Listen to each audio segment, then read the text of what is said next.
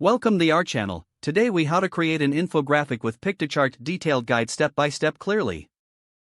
Open your web browser and navigate to the Piktochart website. If you don't have an account, click on the sign up button to create one.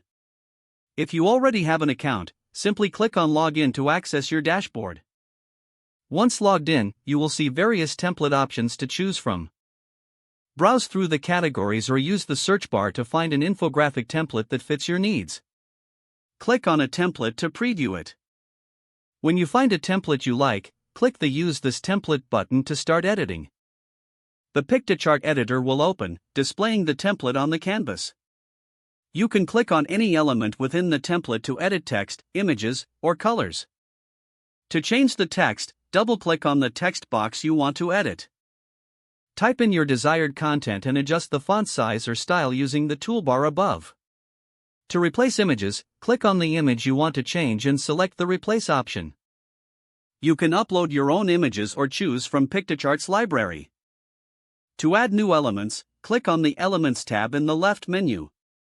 Drag and drop icons, shapes, or charts onto the canvas as needed.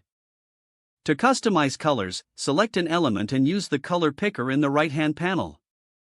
You can adjust the layout by dragging elements around the canvas.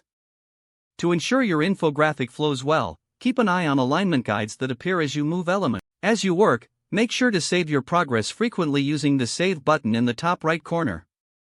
Once you're satisfied with your infographic, click the Download button to save it to your computer.